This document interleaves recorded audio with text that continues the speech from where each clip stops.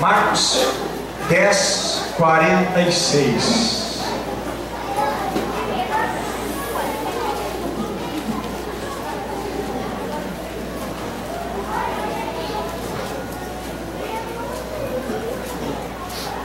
Os megatins também estão liberados, bem, ali na primeira sala, sala número 1, capítulo 10, versículo 46.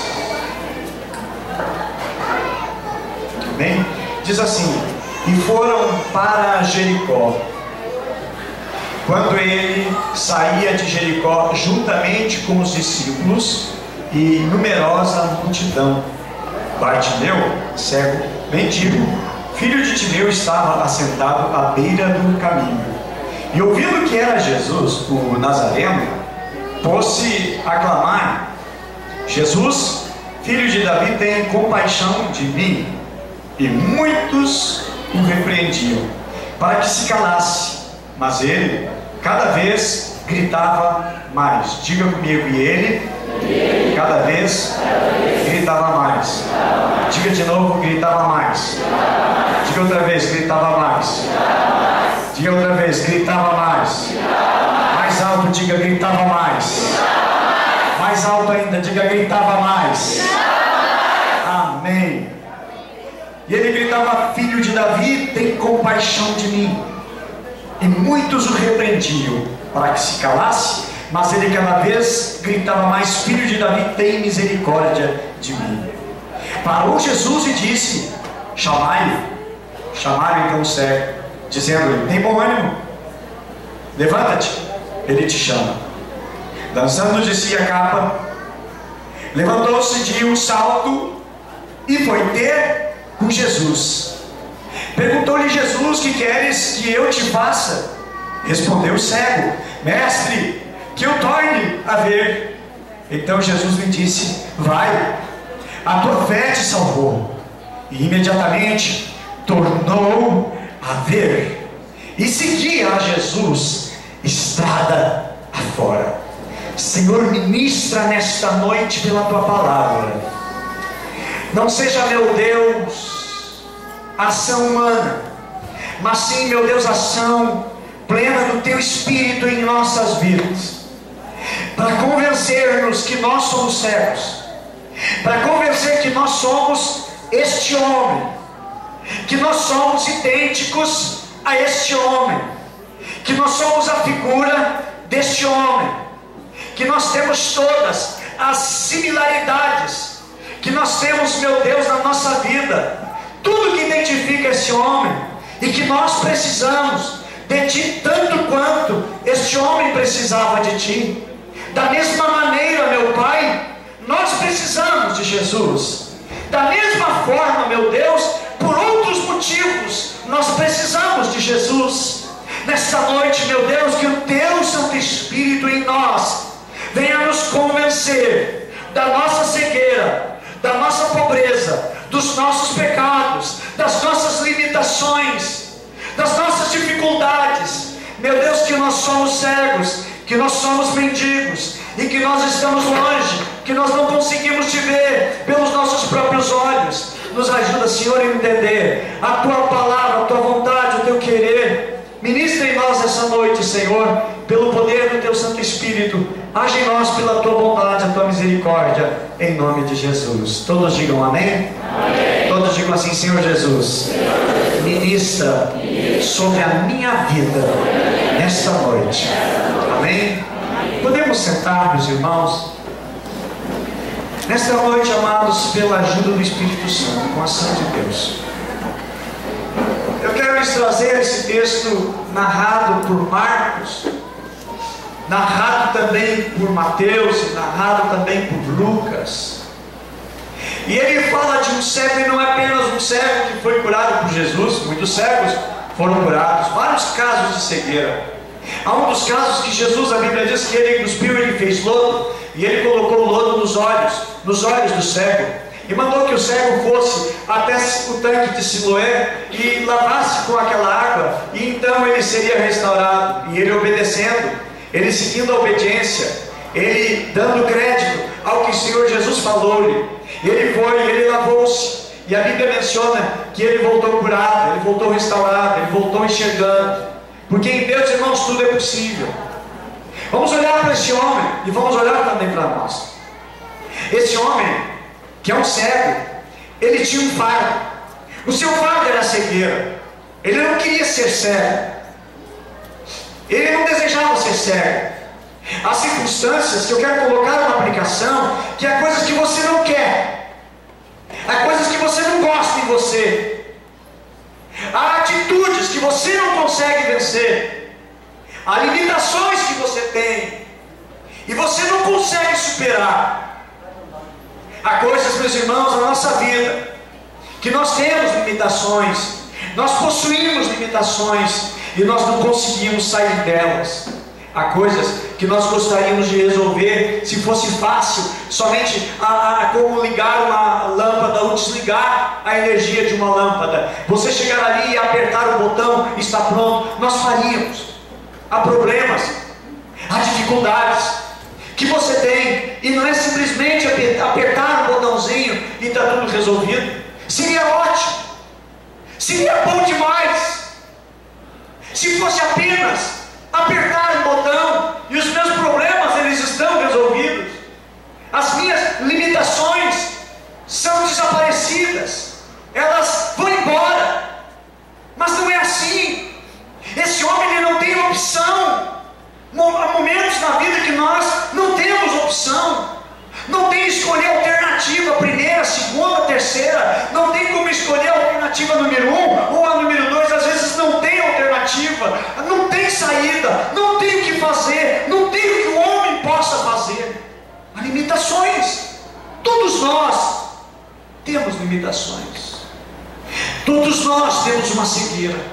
Esse homem, o problema dele era a cegueira, ele teve essa cegueira. A Bíblia menciona que ele não era cego, ele não nasceu cego, ele tornou-se cego, porque o texto diz assim, que eu torne a ver. Jesus perguntou, o que tu queres que eu te faça? E ele disse, que eu torne a ver. Ora, se ele diz que eu torne a ver, é porque ele via, ele enxergava, ele conseguia enxergar antes.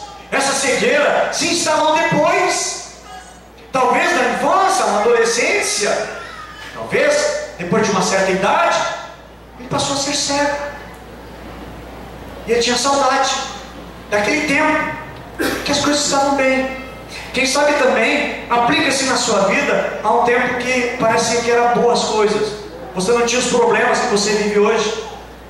Há momentos que na sua vida você não tinha problema na sua saúde e hoje você tem. Há problemas no relacionamento que antes não tinha, hoje tem. Havia um tempo que o casamento, no início do casamento era tudo bem, mas problemas surgiram. Você descobriu que o temperamento da pessoa amada é um temperamento difícil. Você descobriu que aquela criança tão linda, tão bela, tão perfeita, agora se tornou uma pessoa que não respeita mais, que se insurge, que não sabe mais dar ouvidos. É o filho que não dá mais ouvido à mãe, não dá mais ouvido ao pai, mas vai dar ouvido a pessoas de má índole. Infelizmente as coisas mudaram. Esse homem não era cego, ele não nasceu cego, ele nasceu perfeito, ele nasceu vendo, ele nasceu enxergando. Mas meus irmãos, eu quero colocar também aqui, quando Deus nos criou, Deus não nos fez assim como o pastor, inclinado para as coisas erradas. O mal está em nós, a maldade está em nós. Nós nascemos, irmãos, com maldade. Nós nascemos de uma certa maneira egoísta. Todos nós somos egoístas. Não, pastor, eu não sou, pastor, eu nunca fui. Você é egoísta. Talvez o nível de egoísmo seu não seja alto, talvez ele seja mínimo, talvez ele seja pequeno. Todos nós temos orgulho, todos nós somos orgulhosos. Não, pastor, Deus me guarde, eu não sou isso, eu não aceito. Meus irmãos, todos nós somos orgulhosos. Talvez o nível do teu orgulho não seja tão grande. Talvez o nível do teu orgulho, ele está quebrado, ele passou por algumas dificuldades e hoje você está um pouco mais humilde. Mas todos nós somos orgulhosos. Todos nós somos soberbos. Todos nós somos arrogantes. Talvez o nível é bem pequeno, é imperceptível. Todos nós somos ciumentos. Talvez o nível é mínimo ou quase não aparece. Mas todos nós temos a semente que nos leva a ações erradas. Todos nós temos, irmãos, inclinação para as coisas que não são perfeitas e não são boas. Nós começamos, irmãos, a receber mais coisas boas quando nós vamos nos aproximando de Jesus, quando nós vamos nos achegando a Ele. Os nossos defeitos vão diminuindo. Quando nós entregamos a nossa vida a Jesus e nós vamos sendo discipulados, quando nós vamos sendo orientados pela palavra, quando nós vamos sendo confrontados pela palavra de Deus, nós vamos deixando de lado algumas coisas que já não são compatíveis com a nova criatura, com o novo homem, com o novo de Deus na nossa vida, com o Espírito Santo que está em nós, habita em nós, e nós vamos deixando de lado, nós vamos nos afastando delas e vamos recebendo mais de Deus. Esse homem tinha um problema, ele tinha uma limitação, algo que ele próprio não conseguia vencer. Não tinha um botãozinho que ele colocava: de manhã sou cego e à noite eu desligo o botão e eu passo a ver. Não, ele não era cego na hora que ele queria, ou ele voltava a enxergar na hora que ele desejasse. Não, ele vivia com essa limitação. Há momentos, irmãos, na vida que nós gritamos. Esse homem foi o grito. E o título dessa mensagem é um grito por uma mudança. O grito por uma mudança. O grito por um milagre. Eu já gritei na minha vida. Já teve momentos que eu gritei. Nós já gritamos. Talvez você já gritou também. Eu acredito que todos nós já gritamos. Por algum momento. Um momento de nervo, de nervosismo. Por um momento que as coisas não estavam dando certo. Por momentos que as coisas estavam dando tudo errado. E ao momento a gente grita. Tem momento que a gente só fala baixinho, quietinho, mas tem momento que grita assim. É o pai que grita com o filho, a mãe que grita com o filho. Há momentos, irmão, que alguém toma uma posição e ele grita, e ele levanta a sua voz. Nem sempre gritamos, mas em alguma situação nós temos que gritar. Se você cair num buraco e ali ninguém vê, perto de uma estrada, e você percebe que alguém está passando por ali, você está no buraco, 5 metros de fundura, você não vai dizer: por favor, não, você vai gritar, você vai encher os seus pulmões de ar, e você vai dizer: socorro, me ajudem. Você vai gritar. Quem sabe no momento de assalto, você não sabe o que vai fazer, a reação que vai ter, então você vai gritar. Semana agora, outra semana, uma pessoa, um estabelecimento foi assaltado, e um dos funcionários ali, no desespero com aquela arma na frente, gritou bem alto. O assaltante ficou apavorado, deu um tiro, soltou a bala ricocheteou, voltou nele, matou no próprio assaltante. Mas por quê? Porque uma pessoa, ela gritou no momento. Às vezes nós gritamos porque precisamos de um socorro. E às vezes, irmãos, eu quero dizer que gritar com o filho não resolve,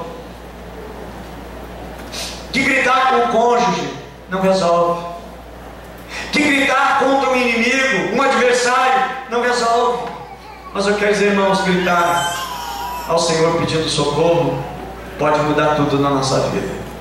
A Bíblia menciona, irmãos, que o cego gritou por Jesus. Ele era cego, ele não era mudo. Então vamos perceber, irmãos, às vezes temos limitações de um lado, mas não somos limitados para outro. Tem um lado que é a nossa força, tem um lado que nós podemos buscar força. A Bíblia menciona no verso 51, ele não era cego. A Bíblia diz, ele declara: eu disse que eu torne a ver. E logo depois em seguida diz que ele tornou a ver. Fala de pessoas, irmãos, que já tiveram uma vida boa, já tiveram um momento bom, já tiveram uma alegria, já tiveram salvação, já tiveram a alegria da presença de Deus, já tiveram fé, mas perderam a fé, perderam a esperança. Há pessoas que estão clamando hoje, buscando socorro, andavam com Jesus e hoje não andam, e hoje eles estão gritando por socorro, eles estão clamando por algo. Muitos estão procurando uma alegria, que só Deus preenchia, e hoje eles não têm essa alegria. Esse homem, a Bíblia menciona, ele tinha uma identidade. A Bíblia menciona o nome dele, que é Bartimeu. Bar em hebraico quer dizer filho, filho de. Ele é filho de Timeu. Certamente Timeu era alguém conhecido. Talvez o pai dele faleceu. Quem sustentava, quem dava mantimento, quem dava roupa, quem sustentava a sua vida, a sua estrutura econômica era o pai. Quem sabe agora Timeu morreu e ele não tem mais da onde tirar o seu sustento. E agora então ele tem que ir mendigando. Ele tem que agora buscar recursos. No livro de Salmo diz que fui moço, hoje sou velho, nunca vi o justo e nem a sua descendência. O quê? Mendigar o pão. O que esse homem está fazendo? Mendigando pão. Por quê? Ele não é justo. A Bíblia diz que o justo não mendiga, mas ele está mendigando. Ele está agora sendo humilhado diante de uma situação que ele não escolheu ser cego. Também a Bíblia menciona que a cegueira, irmãos, muitas vezes era motivo de uma maldição.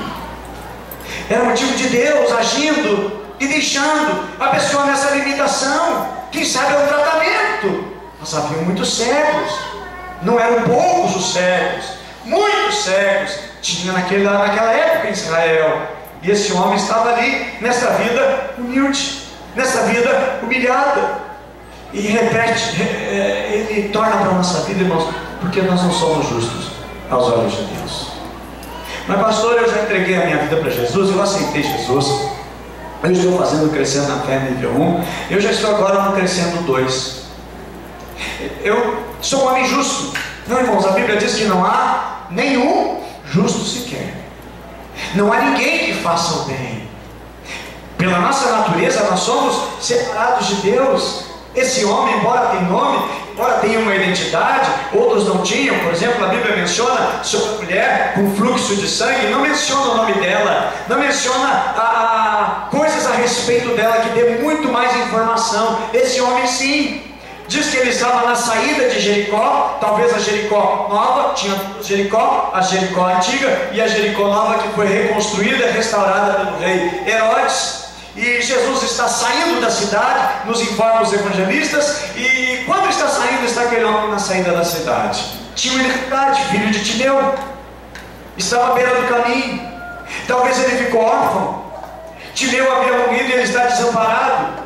Meus irmãos, nós somos chamados por Jesus para estar no caminho, não para parar no caminho.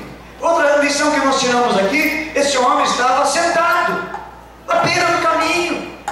Não está produzindo nada, ele está sentado. Nós não somos chamados para ficar parado na beira do caminho. O nosso crescimento espiritual não é chamado para ficar parado, sentado. Há muitos que o seu crescimento espiritual está estagnado e acha que está bom assim. Meus irmãos, quando Jesus está passando por nós, nós estamos crescendo. Quando nós estamos andando com Jesus, nós estamos crescendo. Eu acho tão lindo que a respeito desse homem, diz que depois que ele ficou curado, ele seguia Jesus. Meus irmãos, nós somos chamados para isso, para não mais ficar parado, mas para seguir Jesus, para continuar com Jesus, para crescer com Jesus, porque a Bíblia diz que Jesus crescia em graça, em conhecimento, em sabedoria diante de Deus e diante dos homens. Nós somos chamados para seguir Jesus, para crescer também. Agora, por que ele estava no caminho, parado, sentado? Sua enfermidade, sua necessidade. Ele ouviu dizer que Jesus está passando. Ele não continuou pedindo esmola. Ele não ficou acomodado, dizendo, tá bom, eu vou ficar aqui. Quem sabe? E se Jesus me cura, eu vou perder a minha pensão. E se Jesus me cura, eu vou perder o benefício do governo. Na realidade, na época, não tinha benefício do governo. Não tinha aonde ele pudesse ficar encostado, aonde ele pudesse se aposentar. Não tinha isso. Não havia isso. Mas o seu benefício era todo dia receber alguma ajuda de alguém, uma esmola de alguém. Se ele saísse do caminho, se ele parasse agora de continuar sendo cego, se ele continuasse sendo cego, ele não receberia mais nenhuma moeda, ele não receberia mais nenhum bem de ninguém, ninguém mais teria compaixão, dó dele. Infelizmente, muitas pessoas, algumas pessoas, cometem um pecado, e um pecado muito grave, que é o pecado da autocomiseração, que gostam de ser paparicado por alguém, que gostam de, sempre são carentes de um carinho, e se não der um carinho, não der um apertão de mão, não der um abraço, eles então se desesperam. Esse homem poderia ser um homem assim. Meus irmãos, é um pecado. Por quê? Por que é um pecado? O pecado da autocomiseração, que quer que todo mundo sinta dó. Aí pergunta, irmão, como é que está? Ah, não está fácil, pastor. A vida está tão difícil, pastor. Eu estou vendo pela sua voz, está quase morrendo, só falta deitar no caixão. Para que diz, ah, coitadinho, pobrezinho, pobre coitado. Não, irmão, ninguém é pobre coitado, não. A Bíblia diz que nós somos mais do que? Hein? Cristo Jesus. Não tem nada de coitadinho, não. Coitadinho é o diabo, irmão, não tem saída para ele, porque ele já está condenado, certo? Para ele é coitadinho, para nós não somos coitadinhos, porque nós somos filhos de Deus, herança de Deus, recebemos uma herança dada por Deus, recebemos alto grau de consideração por termos passado do reino das trevas e termos ido para o reino da luz. E pelo grande amor que Deus nos olhou, pela grande compaixão que Deus teve por nós, enviando Jesus morrer por nós, passar por Jericó. E nós não estamos lá em Jericó, mas estamos em situações que nos assemelham, que nós precisamos de Jesus. Agora, irmãos, o que esse homem fez? Jesus é a única oportunidade para aquele homem. Talvez aquele homem fez de tudo que pudessem dizer para ele, que pudesse melhorar a sua saúde. A ciência na época total, com muita limitação, não tinha transplante, não tinha cirurgia, não havia o que fazer. Quando as pessoas, por exemplo, estavam com uma enxaqueca, com uma dor de cabeça insuportável, os médicos da época abriam o crânio da pessoa, sem anestesia, sem nada, e lógico, a pessoa morria. Não tinha recurso, não tinha como, olha, vamos arrancar o olho e vamos fazer cirurgia, mas não ficava. Não tinha asepsia, não tinha como tratar. Esse homem estava realmente assim, só dependendo da misericórdia e da ajuda dos outros, a vida inteira dependendo dos outros. Há muitos que infelizmente ainda dependem dos outros. Há muitos que ainda continuam olhando para os homens, esperando dos homens, e continuam com migalhas, migalhas e migalhas. Há muitos que passaram a semana sobrevivendo de migalhas. Mas eu quero dizer, irmãos, que domingo é um dia de festa, como foi festa para esse homem. Foi um dia de festa. Foi o melhor dia da vida dele. O melhor dia nosso, irmãos, é o domingo. O melhor dia não é o dia do vale, não é o dia do pagamento. O melhor dia para nós, irmãos, é quando no domingo nós nos reunimos aqui para celebrarmos a vitória de Jesus sobre a nossa vida, sobre a graça dele, a bondade dele, por ele parar para nos escutar, para nos ouvir. Nunca mais, irmãos, Jesus passaria por ali. Eu aprendo, e aqui nós aprendemos, que às vezes tem oportunidades na vida que nunca mais vão voltar. São oportunidades únicas. É uma oportunidade ímpar. Nunca mais terá outra. Por quê? Jesus está passando por Jericó, sai no outro lado, na outra cidade de Jericó, que foi reconstruída por Herodes, e agora Jesus, irmãos, vai para Jerusalém depois, e depois Jesus vai para a cruz. Da cruz Jesus vai para o túmulo, depois Jesus ressuscita. Jesus não volta mais para Jericó. Jesus, depois que ressuscitou, apareceu em Jerusalém e depois na Galileia, mas não em Jericó. Foi a última vez. Às vezes a gente pensa o seguinte: não, eu vou ter outra oportunidade. Não, eu vou entregar minha vida para Jesus depois que eu terminar a faculdade. Não, já terminei a faculdade agora. Não, primeiro tem que fazer o TCC. Faço o TCC, depois então eu vou entregar minha vida para Jesus. Não, eu estou na correria, com casamento, noivado. Depois eu vou entregar a minha vida para Jesus. Depois eu vou colocar a minha vida espiritual no eixo, no querer e na vontade de Deus. E às vezes não dá mais tempo. Ah, meus irmãos, a vida é tão breve, a vida é tão curta. E os momentos mais preciosos são aqueles momentos que nós vivemos com Jesus. Amanhã pela manhã, às 5 horas da manhã, nós começamos uma jornada de oração, para de segunda a sexta irmos ao clamor, a clamar, a buscar a ajuda de Deus. Segunda noite, eu, juntamente com vários pastores da Grande Porto Alegre, pastores do litoral, da região central, da região da Serra, estamos indo para o monte para orar na segunda de noite, na terça de noite, levantarmos o clamor em favor da igreja, em favor de vocês, porque entendemos, irmãos, que é clamando a Jesus que as coisas acontecem. Não é no nosso grito com o Filho. As coisas acontecem, irmãos, no nosso clamor ao Senhor Jesus. Na família nós temos uma situação, eu já contei, e compartilho com aqueles que não conhecem ainda. Nós tínhamos uma situação com um dos filhos, né? A Lelê era pequenininha, muito pequena ainda, seus 3 anos, e nós dizíamos: Lelê, não faz assim, e Lelê faz assim. Nós orientávamos uma coisa, ela rebatia. Nós dizíamos: Letícia, para de fazer isso, e ela não para, e teimava. Irmãos, a Bíblia menciona que para pegar a vara, prontamente a vara entrou no funcionamento, e passamos a vara na dona Letícia, e não adiantou. Chinelo, cinta, nada adiantou. Em casa, lógico, não espancamento, né, irmãos? Não vai pegar o pastor, espancador, chama a polícia aí, meu Deus do céu. Cada vez que surgiu uma necessidade, de acordo com a palavra de Deus. E aí o irmão disse: olha, não tem como nós dobrar, está difícil. O que nós fizemos, irmãos?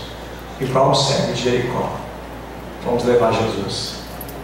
Uma vez a Letícia pediu uma coisa, fez alguma coisa, e a Luciana disse: não, diga assim, ó, por favor. E aí a mãe faz, e a mãe te dá. Ela olhou para a Luciana e disse: não, por favor.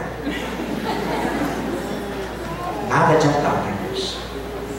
E nós, meu Deus, será que nós vamos criar alguém assim, um monstrinho dentro de casa? Não, não queremos. Sabe, irmãos, nós fomos para a oração, fomos a Jesus e apresentamos: Senhor, a Letícia foi tu que nos deu, e a Letícia, Senhor, é uma menina abençoada. Nós consagramos: Senhor, troca o coraçãozinho dela, muda o coração da Letícia, Senhor. Irmãos, Jesus botou assim, amoleceu o coração dela. É uma bênção, uma bênção, uma bênção, uma bênção, uma bênção. A Letícia é uma bênção, mudou da água para o vinho. Houve uma mudança. Sabe o que resolveu, irmãos? O clamor, um grito para Jesus. Às vezes a gente quer resolver do nosso jeito, às vezes a gente quer resolver das técnicas que nos ensinam, e não dá certo. Mas do jeito dele, irmãos, dá certo. A Letícia é uma bênção, meu Deus do céu. Sabe o que Jesus fez, irmãos? Entrou lá no coraçãozinho dela, coisa que papai e mamãe não estavam conseguindo resolver, e Jesus mudou. O que esse cego fez? Ele clamou a Jesus. Irmãos, Deus nunca vai se mover por dó.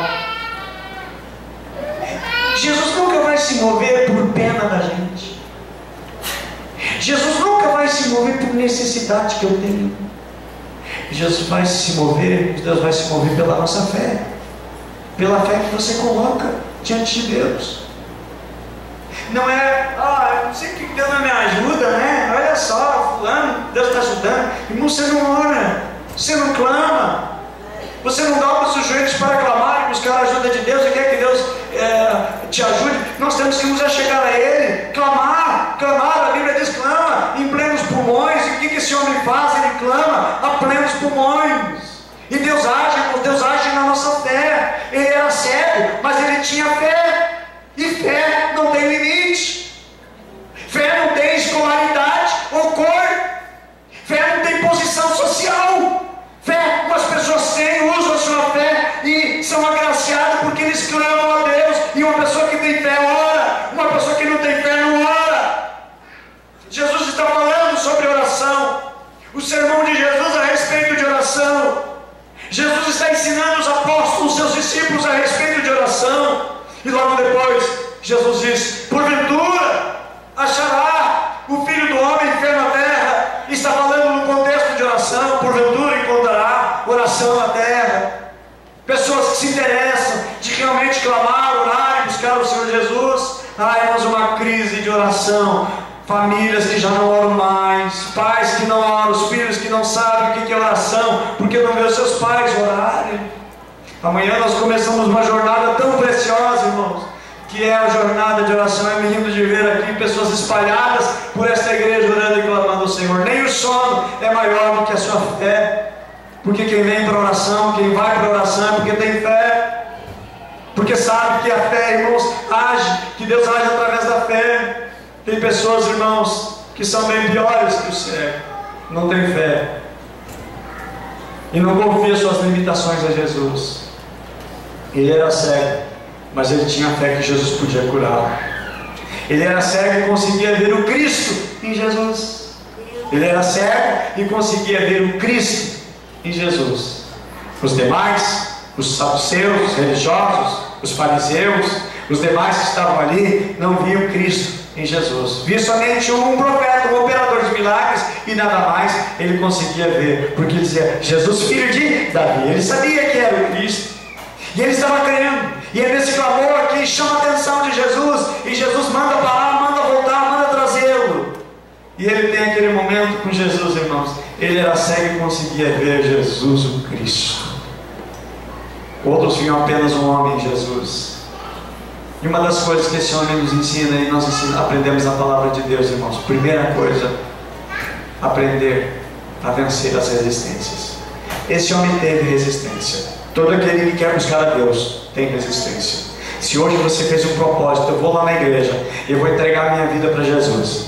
Hoje eu estou indo à igreja e eu vou fazer um propósito com Deus, de reacender a minha chama espiritual com Deus, de ser mais fervoroso, de buscar mais a Deus, de me entregar mais totalmente a Deus e a sua obra. A partir de hoje eu faço um voto com Deus, de andar em fidelidade, de andar em obediência para com Deus e para com a sua palavra. A partir de hoje eu faço um propósito de voltar a congregar. A partir de hoje eu faço um propósito de reconciliar-me com Deus. A partir de hoje eu faço um propósito de voltar a congregar e estar no aprisco. A partir de hoje eu faço um propósito de firmar os meus passos com Deus. Sempre terá resistência.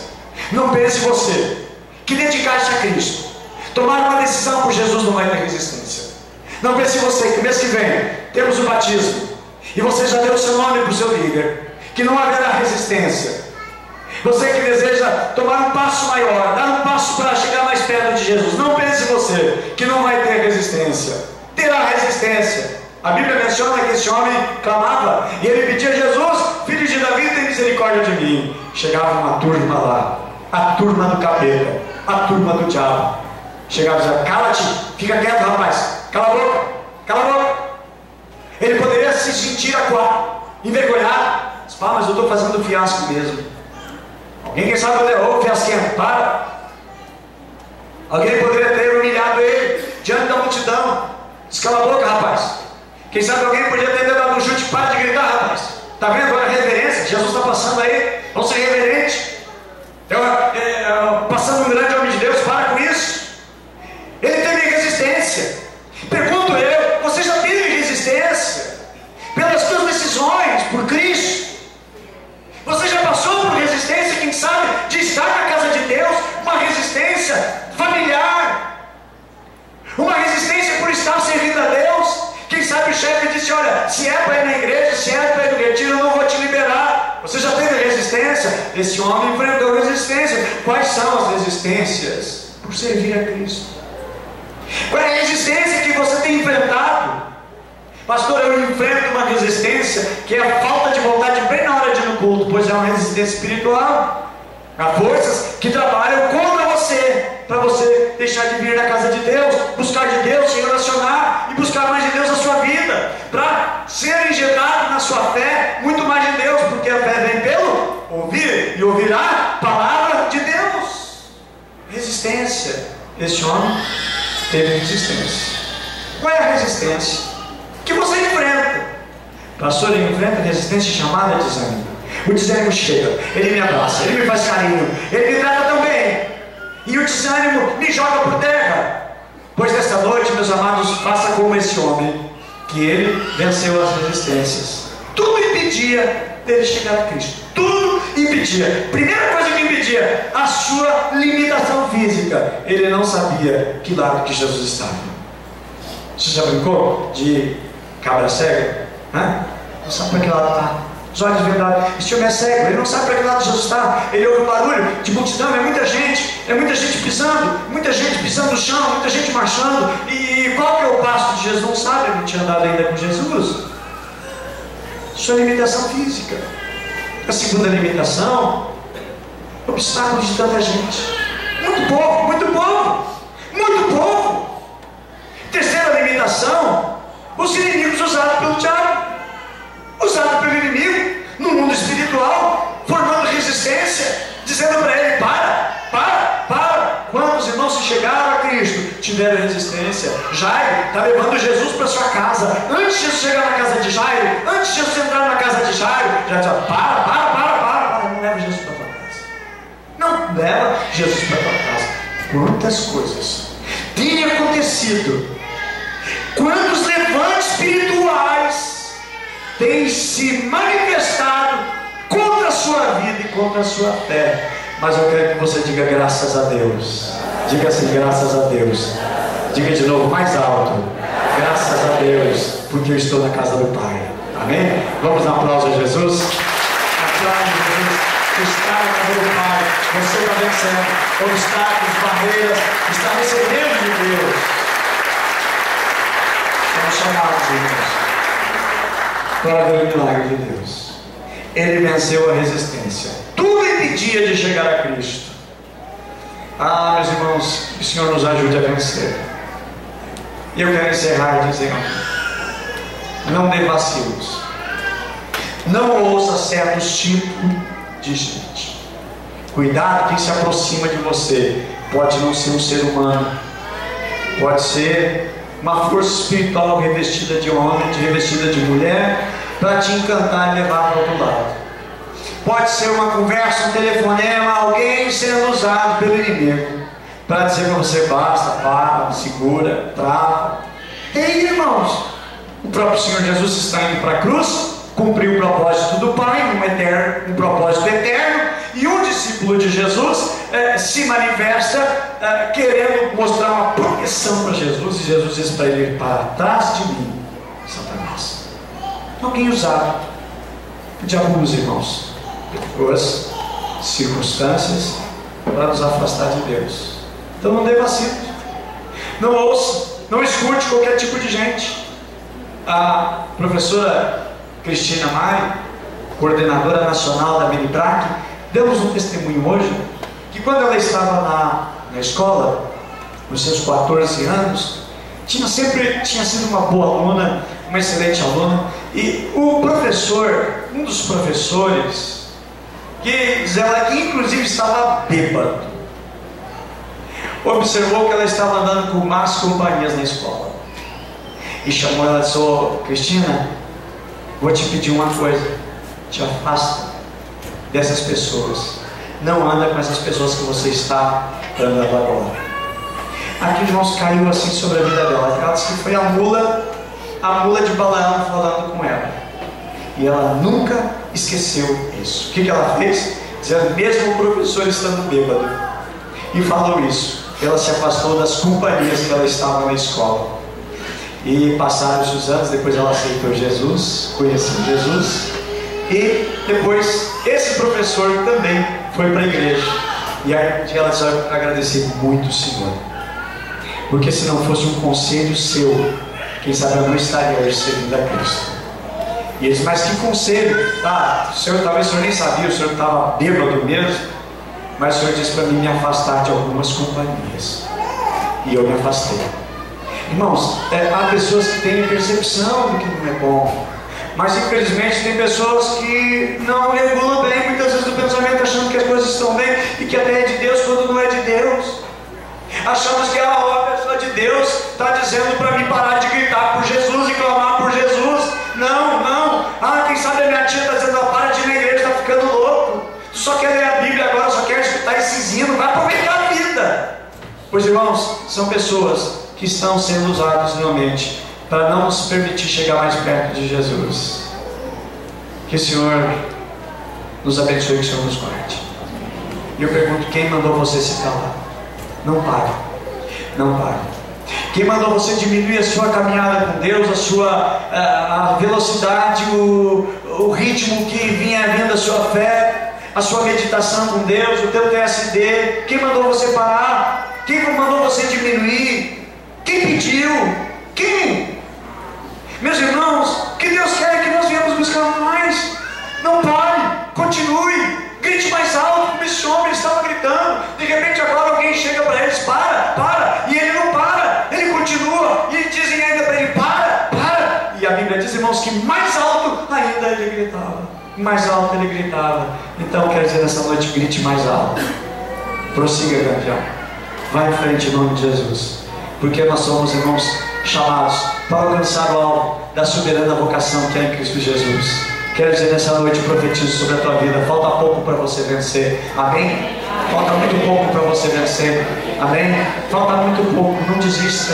Às vezes estamos quase chegando, estamos ali já, quase entrando na reta final, e aí desiste. E o prêmio está tão perto de ser alcançado, a bênção está tão perto de ser alcançada, de repente, agora parou e tem que retornar lá para o final da fila. O novo recomeçar tudo de novo. Para quê? Prossegue, não para, continua. O Senhor te chama nesta noite para dizer: prossiga, meu filho, avança, meu filho, não para, continua, em nome de Jesus. Falta tão pouco, não desista, não desanime, vai em frente, vamos lutar, vamos continuar, vamos batalhar pela nossa fé, vamos lutar por ela. Não desista, que nada faça você parar, que nada faça você desanimar. Está difícil, pastor, você não sabe, pastor, como é difícil lá em casa. Eu não sei, irmãos, como você tem lutado, mas eu quero dizer a você: não desista, continue, persevere, batalhe, não pare, comece a gritar mais alto, comece a clamar mais alto. Está difícil, não está vencendo? Então experimente uma dose mais alta, amém? Coloque uma dose mais forte. O dente não parou de doer, você está tomando paracetamol de 100, toma um paracetamol de 200, de 200 não está resolvendo a tua dor, tomou de 400, de 400 não está resolvendo, toma de 700, o de 700 não está resolvendo, toma de 5 mil, toma de 10 milhões, aumenta a dose, vai envenenar, né? Vai dopar, né? Esquece, pastor, não é doutor, eu não sou médico, mas a ilustração para você na vida espiritual: dobra a dose de buscar o Senhor. Está difícil de vencer? Vamos batalhar mais, mas não vamos parar, amém? Quero convidar nós para nós ficarmos em pé, porque nós vamos orar a Deus, irmãos.